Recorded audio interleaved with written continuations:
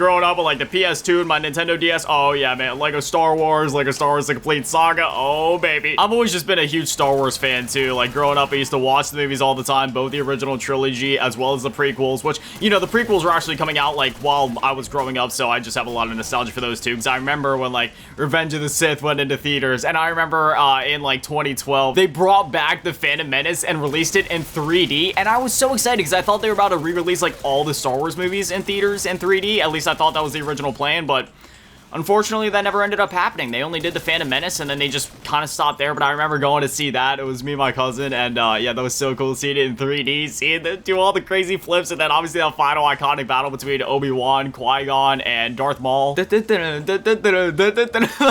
guys know that exact thing. Star Wars is like one of my main things, you know what I mean? Like, along with anime, superheroes, just video games in general, Call of Duty, everything, like, Star Wars is also right up there, man. Let me tell you something. Every time that I rewatch the Star Wars movies, I still cry at the end of Revenge of the Sith, because it is genuinely tragic watching Anakin's fall to the dark side, because, you know, you see him as a kid in, you know, The Phantom Menace, and he's like, you know, I want to be a Jedi, you know, he's like this cute little kid, and then you, like, you know, start to see some of the cracks in Attack of the Clones, and then finally in Revenge of the Sith, it's just that final fall to the dark side, just because he's, like, so afraid of losing Padme and everything like that, and it's just...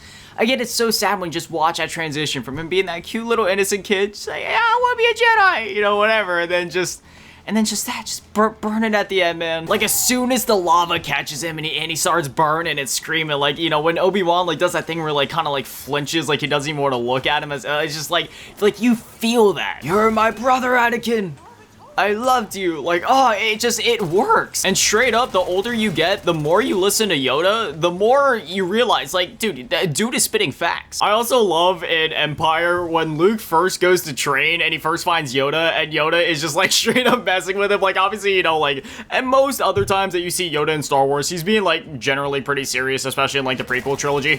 But no, dude, when Luke first finds him, he's being a complete goofball, and I always love watching that. Also, I'm gonna say it, I don't care what anybody else says, I thoroughly enjoy the sequel trilogy, and not to mention the fact that there's some genuinely great action scenes throughout the sequel trilogy. Like in The Last Jedi, for example, when Kylo and Rey are in the throne room, like, oh my gosh, dude, that's a genuinely sick action piece.